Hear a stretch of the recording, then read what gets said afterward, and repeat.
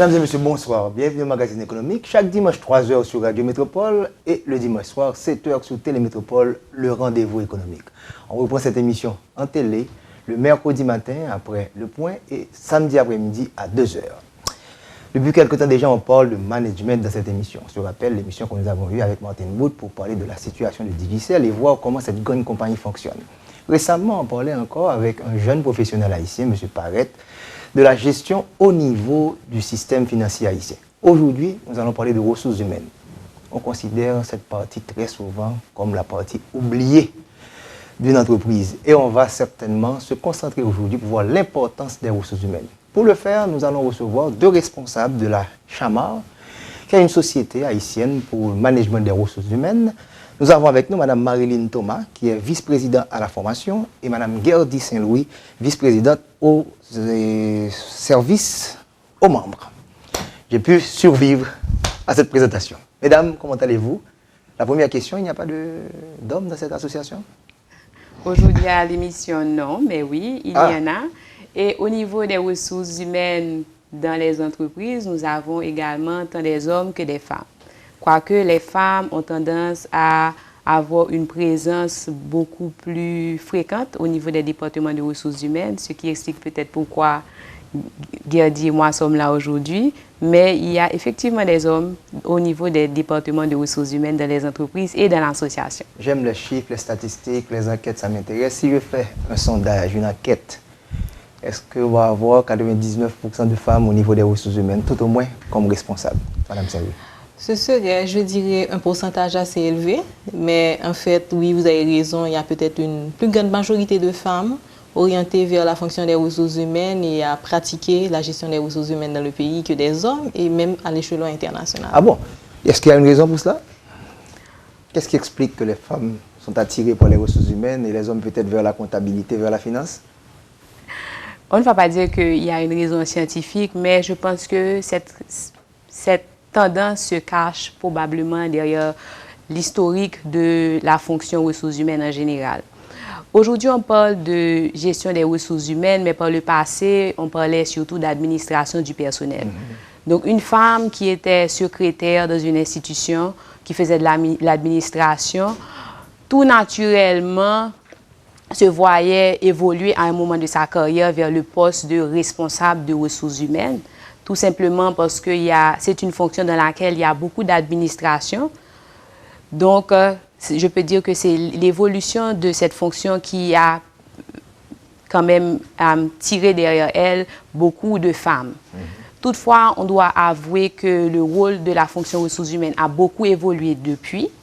Donc, il y a encore un nombre important de femmes qui sont dans cette fonction, mais il y a de plus en plus d'hommes qui s'y intéressent et je dois vous dire aussi que la présence des hommes ou des femmes, elle varie selon les secteurs. Il y a des secteurs où est-ce que vous allez voir que ce sont beaucoup plus d'hommes parce que dans ce secteur de l'économie, ça demande peut-être, par rapport au type d'activité, ça demande quelqu'un de ferme. Donc, on a tendance à croire que ce n'est pas toutes les femmes qui peuvent jouer ce rôle, surtout lorsque l'entreprise s'attend à ce que le responsable des ressources humaines joue un peu le rôle de préfet de discipline. Donc là, vous allez voir qu'on s'oriente surtout à choisir des hommes. Mais comme je vous dis, avec l'évolution de la fonction ressources humaines, je pense que c'est une fonction qui est attractive de nos jours, tant pour les hommes que pour les femmes, puisque c'est une fonction qui devient de plus en plus stratégique. Est-ce qu'on peut parler d'extension de la maison où les femmes s'occupent des enfants et arriver au bureau, les hommes qui sont des enfants également? Est-ce que c'est une extension? Ce rôle, vous s'y aimiez? C'est une excellente question et pour imager, fort souvent, en jouant le rôle de gestionnaire des ressources humaines au sein d'une entreprise, on assimile la personne en poste à être la mère ou le père des employés, vu que et côté disciplinaire, on doit quand même se référer à la bonne personne, on cherche des conseils, mais c'est une toute autre version et on ne saurait vraiment l'assimiler au rôle peut-être soit de la femme au sein du foyer, puisque en fait, la gestion des ressources humaines est complexe. Quel que soit le niveau, même dans le temps, la gestion du personnel atteint des portées financières, des portées vraiment administratives que ça a toute une ampleur sur l'entreprise qu'au fait, même quand on a un gestionnaire en ressources humaines qui occupe une fonction, cette personne-là reporte à quelqu'un quand même placé au niveau de l'exécutif ou du senior management, comme on le dit, qui veut avoir une certaine emprise, qui veut savoir ce qui se passe, qui veut sonder l'opinion. Donc, c'est pas directement le cadre du foyer. C'est jamais facile de gérer des êtres humains. Les Haïtiens, on en connaît bien. Je ferme la parenthèse. C'est quoi l'association, cette société que vous avez mise en place? Qu'est-ce qui vous a poussé à le faire? Quel est l'historique? Combien d'années que vous avez? D'accord. La Société haïtienne de management des ressources humaines est une jeune association qui existe depuis 4 ans. On va fêter notre 5e anniversaire au début de l'année prochaine. Donc, cette société a pris naissance en 2010, début 2010, où est-ce que plusieurs responsables de ressources humaines ont senti le besoin par rapport à la catastrophe sans précédent qu'il y a eu cette année, à se mettre ensemble pour échanger des informations. Parce que il y avait à ce moment beaucoup de questions pour lesquelles il n'y avait pas encore de réponse. Les entreprises, dans de nombreux cas, ont été frappées par cette catastrophe sans aucun plan pour gérer leur personnel. Je ne dis pas que c'était le cas pour toutes, mais beaucoup se sont retrouvés vraiment pris au dépourvu parce que au niveau, même les entreprises qui ont un plan structuré en termes de business continuity planning n'avaient pas forcément mis en place tous les éléments nécessaires pour gérer le personnel après cette catastrophe. Le choc était tellement violent, même si on avait cette capacité. Exactement.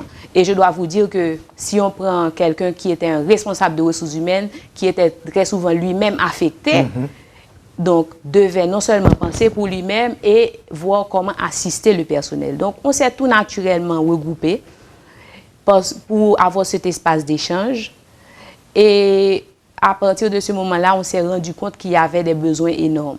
Des besoins en termes de renforcement des capacités, donc au niveau de la formation, parce que définitivement, quelles que soient les entreprises, on s'est rendu compte qu'il y avait un manque à gagner, il y avait des manques à combler. Et également un besoin d'information. Qu'est-ce qui se fait chez toi? Qu'est-ce qui se fait dans telle entreprise et quelles sont les formules qui marchent? Quelles sont les bonnes pratiques que l'on pouvait partager? Ce genre de réseau n'existait pas avant et on a tout de suite remarqué la valeur ajoutée une fois qu'on a commencé à échanger et à organiser, à structurer cet espace de formation, si je peux le dire ainsi. Comme responsable de ressources humaines après le 12 janvier, c'est un incident violent qui nous a frappés. Comment les employés, combien de temps ça a pris? Comment vous-même vous souffrez comme responsable et ces employés? Et ça a affecté la productivité de la compagnie. Comment vous avez vécu ça vous-même, de manière personnelle? De manière personnelle, je pense que c'est un événement qui a grandement marqué ma vie et le tournant de ma carrière surtout. Parce que, étant frappé et travaillant dans le secteur des ONG où il fallait vraiment répondre, donner une réponse en tant qu'institution aux besoins de la population, à nos bénéficiaires en général, et je vais peut-être me référer à une assertion de Marilyn, alors qu'on n'était pas forcément préparé, ou bien qu'on avait des plans qui n'avaient pas été opérationnalisés jusque-là, c'était de mobiliser. Pour moi, personnellement, le défi, c'était d'arriver à mobiliser mes employés en un temps record, pour qu'ils puissent prendre parti à cette réponse d'urgence qu'il fallait apporter à la population. Donc, c'est sûr que j'ai dû me mettre en veilleuse, même pendant un certain moment, ma vie personnelle, pour pouvoir jouer le rôle qu'il faut au sein de l'institution, pour pouvoir donner l'exemple qu'il faut et motiver nos employés, notre personnel, qui doivent délaisser leur famille au quotidien, mais pour aller vers d'autres, en milieu rural, pour apporter leur soutien. Donc ça a été toute une expérience et comme je l'ai dit, je pense qu'aujourd'hui, c'est peut-être de cela que mon engagement envers la Société haïtienne de management des ressources humaines, mon désir de partager et aussi d'informer, d'avoir des échanges avec les autres est venu. Motivation, c'est le mot-clé, on va y revenir. Maintenant, vous êtes associé à d'autres organisations internationales. Comment est le mouvement au niveau mondial? Est-ce qu'on prend conscience de s'associer au niveau des ressources humaines, comme ça se fait en finance ou en économie? Très bien. Au niveau mondial, il y a ce qu'on appelle la World Association of Personnel Management Association, World Federation of Personnel Management Association. Donc c'est une association mondiale qui regroupe toutes les associations de professionnels en gestion des ressources humaines à travers le monde. Et il y a des sous-fédérations par continent. Donc vous allez voir que pour l'Europe, il y a une fédération, pour l'Afrique, il y a une fédération, en Amérique du Nord, il y a une fédération, en Amérique latine, il y a une autre fédération. Et pour le moment, Chamber est une jeune association. Nous souhaitons nous affilier, bien sûr, à l'international parce que nous pensons que nous avons beaucoup à apprendre. Maintenant, la question qui se pose, idéalement, si on regarde de façon géographique, pour nous affilier, le plus facile serait de s'affilier à la fédération latino-américaine, sud-américaine, qui englobe la zone Caraïbe. Il y a quand même la question de la langue, puisque la plupart de ces associations sont hispanophones. Ce sont en général des associations hispanophones. Et la République dominicaine, par exemple, occupe un rôle de leadership très avancé dans cette association. Donc, nous sommes encore en hésitation par rapport à l'Amérique du Nord ou la fédération sud-américaine. Mais c'est une décision qui va être prise, à mon avis, d'ici l'année prochaine, puisque c'est dans notre mandat également de nous affilier pour chercher justement non seulement à apprendre des pratiques de ce qui se fait ailleurs, mais aussi nous donner une meilleure présence, parce que Haïti a un rôle à jouer, comme vous dites, on a un mot à dire tant au niveau de la finance et pourquoi pas aussi de la gestion des ressources humaines. Depuis l'année dernière, vous avez commencé avec une réflexion pendant une semaine. C'est votre deuxième édition. Comment ça va? Comment ça a été l'année dernière, le bilan? Pour parler de bilan, je pense que l'année dernière, le lancement de cette semaine thématique a eu de bonnes portées parce que nous sommes quand même arrivés à mobiliser aussi le secteur privé l'an dernier, à susciter, je dirais surtout, l'intérêt de beaucoup de gens qui n'avaient même pas le sens ou l'éveil à la gestion des ressources humaines, à parler des ressources humaines. Donc ça a été quand même très très positif, mais peut-être que ce n'était pas un événement aussi médiatisé où l'on avait l'opportunité de partager avec un plus large public. Il y a eu aussi des opportunités de formation que des institutions tant du secteur international que privé ont saisi. Donc, particulièrement vu que le thème était sur la culture en entreprise, parce que c'est un moteur très important. Comment est-ce qu'une institution pouvait avoir son levier de performance en ayant une bonne culture et en traduisant des valeurs clés pour ses employés. Donc, c'était une très belle expérience et nous avons voulu relancer ça cette année. À notre tour, nous allons parler de la deuxième édition. Vous suivez le magazine économique sur Radio Métropole chaque dimanche 3h et sur Télémétropole, le rendez-vous économique le dimanche soir à 7h. On prend la pause, on se retrouve dans quelques instants. Mais nouveau billet dit Good Banque Centrale pral mette deyo, li pas remplacer ancien. Tous les dés qu'a servi pour toute transaction. Même Jean ak billet dit Good wap servi ya, nouveau billet a, gen portrait lieutenant Sanit Belair ak Fok Cap Rouge. On nous garder ensemble. Ou ka lil dans langue français kou créole. Si vous passez mon tout, wap sentil en bas doué tout. Fais un coup de jet sous côté droit de billet a. Zone ça transparent, ça veut dire les ou gade la donne ou kawe sous l'autre bord. Nouveau billet ça fait avec un papier supérieur qui relève polymère. Li pi fin mais li pi résistant qui donc l'a duré pi longtemps. Banque centrale a travail pour ba nous moyens pi moderne pour mener activité commerce nous.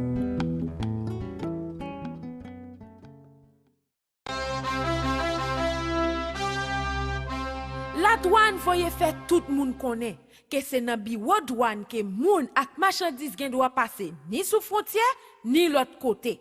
Côté ça yo bien identifié. Genyen douanier ak agent sécurité la douane qui là pour bay service. Tout moun ka essayer passer marchandise en bachal dans l'autre côté sous frontière, c'est contrebande y a fait. La douane vle di tout moun l'a saisi marchandise ak tout camion ka passer sous côté.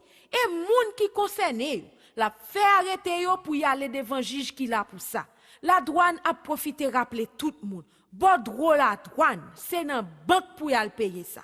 Ou bien dans espace la douane mettez spécialement pour ça. Et là ou fin payer bon droit, exiger récit qui dit ou payer parce que année ça, tout pouvoir l'État a continué correr la douane pour faire coucou rouge derrière contrebande à corruption. Puis Koumaon, Zanana ou Pengwe, veillez zonou. la douane a appliqué la loi contre tout le monde.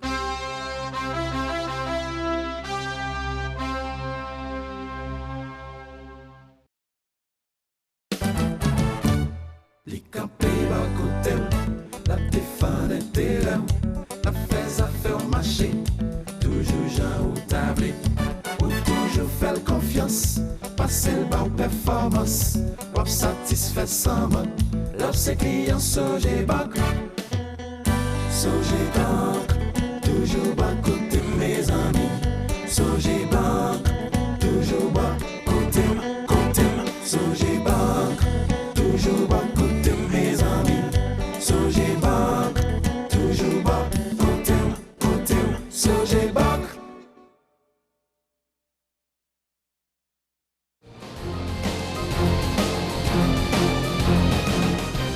Vous suivez le magazine économique sur Radio Métropole chaque dimanche 3h, sur Télémétropole, le rendez-vous économique, dimanche soir 7h.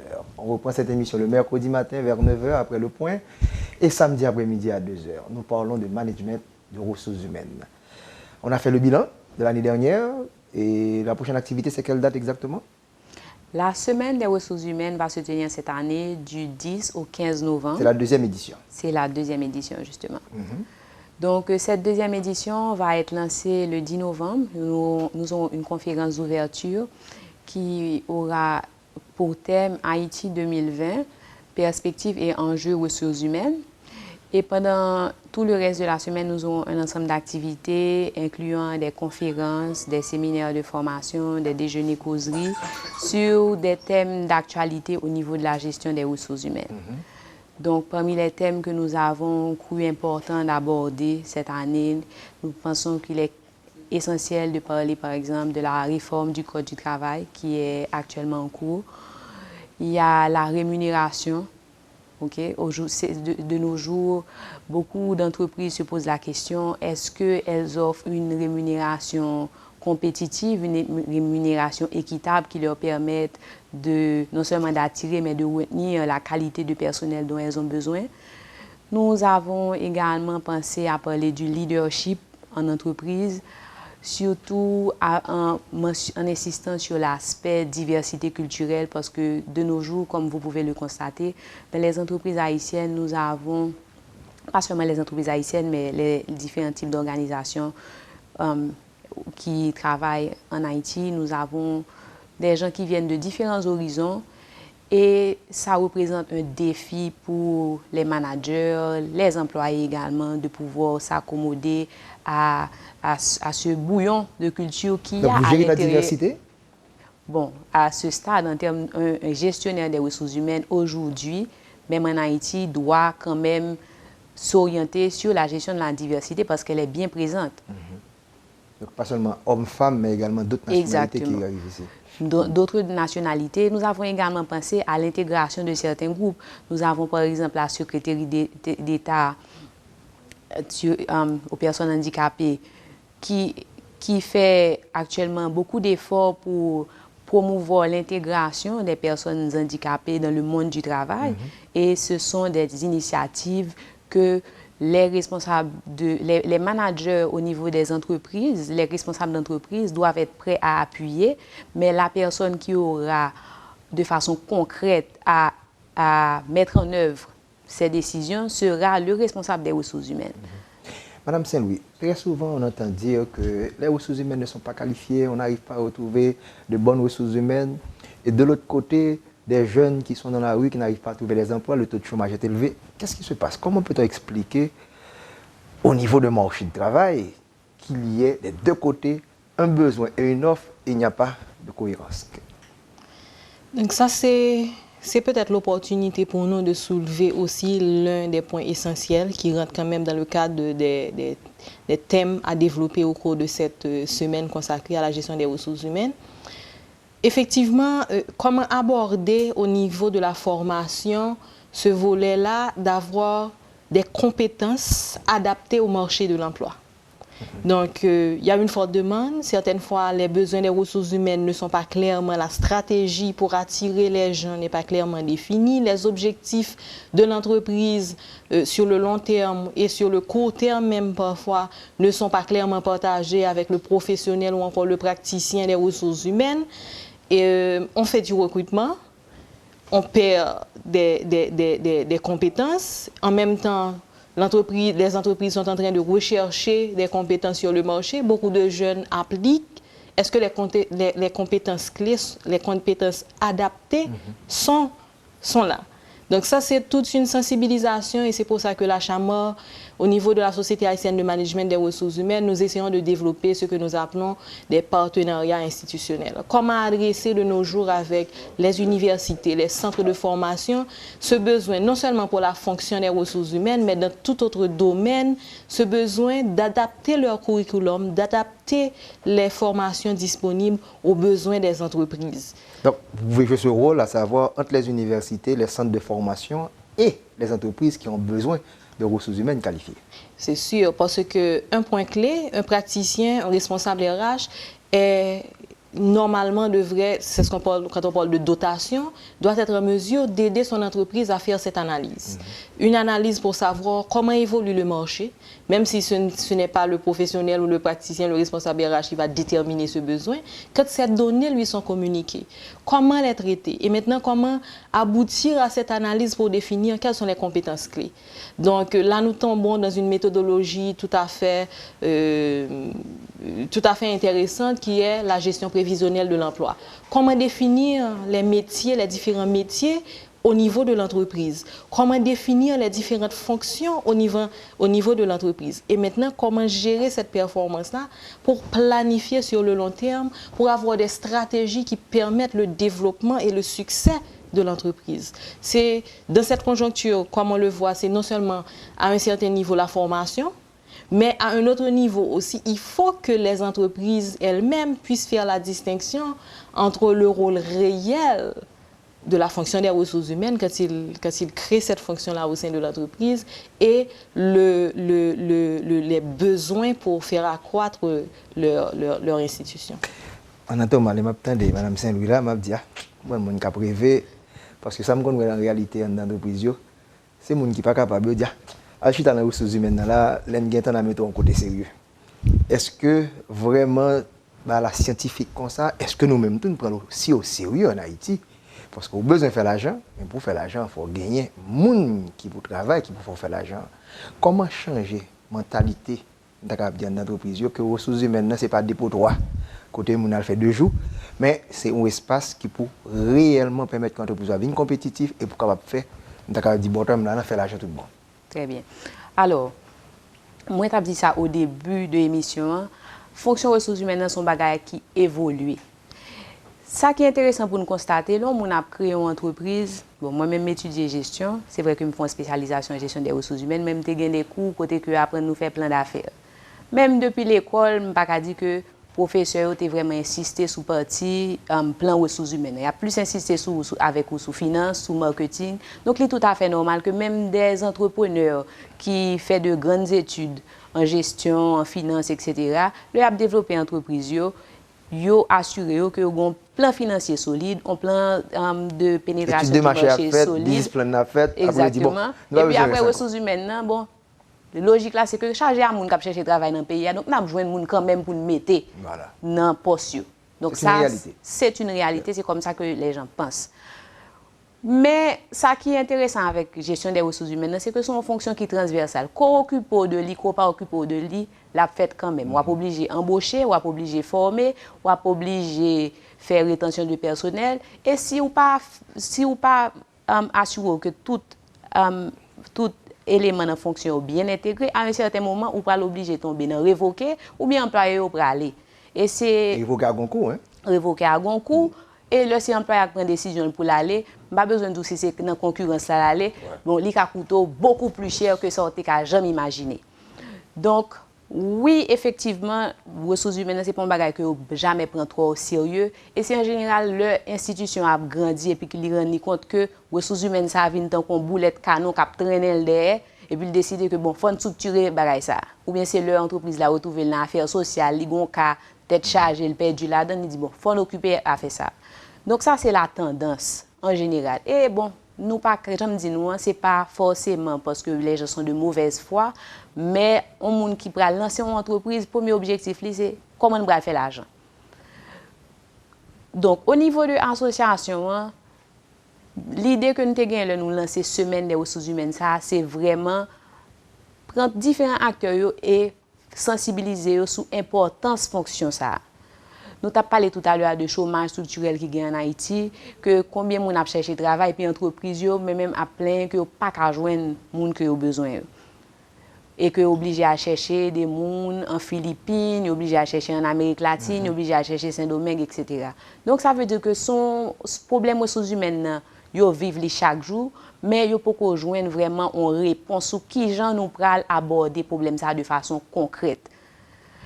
Donc, au niveau de l'association, nous-mêmes, nous voulons d'abord sensibiliser. Après la sensibilisation, réfléchir ensemble sur qui gens nous pral aborder le problème avec à qui réponse concrète que nous sommes capables de venir. Et si je donne un exemple de réponse concrète, Mme Saint-Louis dit nous ça tout à l'heure, okay, entreprise supposée capable intégrer responsable de ressources humaines dans n'importe quelle planification qu'a faite. Si je prends un exemple très simple, ou une entreprise Jodia qui est en production. Entreprise là, c'est Jules qu'on fait. Il décide que il fait une étude de marché, il voit c'est cola qui marché dehors. OK? Mais pour sortir de jus à cola, il y a une planification que ça m'a dit en termes de finances. Ça m'a donné une planification en termes de système de production. Ça m'a donné une planification en termes de marketing. Mais il m'a donné une planification ressources humaines. Tout. Dans la réalité, vous voyez que ressources humaines, pendant que toute réflexion stratégique a faite, que je ne vais lancer un nouveau produit, les ressources humaines pas même au courant que un nouveau produit pour lancer, que ça mais qui ça va demander, etc., etc. Et puis c'est jour que marketing paraît pour lancer publicité, et puis c'est ou du moins un nouveau système de production fin acheté, et puis c'est là ça n'a dit oui, nous pas gagner un spécialiste qui est capable de gérer nouvelles machines ça qui viennent. Et puis c'est là ça nous pas le courir, nous pas le chercher, est-ce que c'est en Philippines nous parle d'elle, est-ce que c'est Saint-Domingue nous parle d'elle, etc. Alors que ou peut-être un mécanicien qui est dans l'entreprise là qui a un potentiel pour grandir, mais si vous avez une planification vraiment, peut-être côté qu'à encourager moun ça, bali en formation pour que les capable utile l'heure que ou lancer nouveau produit ça par exemple. Donc réflexion que nous voulons faire au niveau de semaine des ressources humaines, c'est faire différents acteurs comprendre que les ressources humaines sont présentes et essentielles, c'est vraiment une ressource qui est plus importante, okay? Et que occuper le corps, pas occuper la fort qu'on est que là. Donc nous voulons consacrer semaine ça pour nous parler de gestion des ressources humaines et pour que nous fassions différents acteurs comprennent que définitivement il faut que nous fassions bagaille là en l'autre gens. Tout à fait. Je crois que cap pratique ça que Mme Thomas Bano, c'est en réalité en général c'est fonction marketing, fonction finance, sûreté n'a gardé ressources humaines mais il pas l'affecter toute prévision financière qu'on fait. Le bon lien étroit entre finance là avec ressources humaines. On pas capable de faire l'argent si vous pas gain ressources humaines qui disponibles. Mais comment pour nous mobiliser pour que patron pour que l'école parce que si moun n'a pas payer l'argent pour l'apprendre, pour le travail, il vient nous trouver le pénaliser tout. C'est là encore qui rôle que Chamon est capable de jouer dans ça pour être capable de faire que tout le monde rencontre. Et ça quoi le bail croissance économique là parce que si vous pas de ressources humaines, pas de l'argent pour faire dans des compagnies. OK. Mis à part activité ça événement ça peut-être que on parlait de ça Chamon fait l'habitué fait que il y a constance là-dedans. En dehors de gros événements, des activités pendant l'année à tout. En dehors de gros événements de sensibilisation de semaines qui consacrés à réflexion sur gestion ressources humaines dans le pays.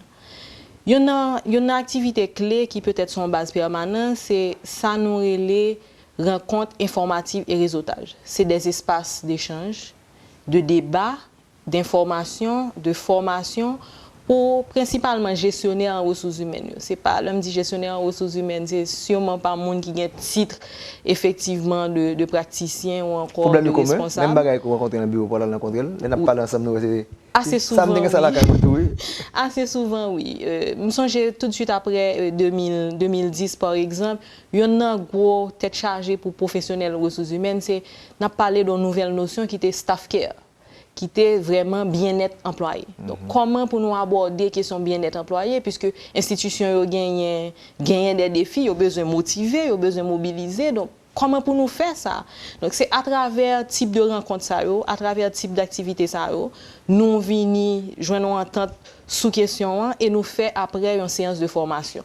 Donc, tout au long de l'année, nous avons des actes, par exemple, en 2012 et en 2013, nous avons facilité pour gestionnaires en ressources humaines à l'autre monde qui est intéressé des séances d'information autour de système de sécurité sociale là, avec participation au NA et au FATMA.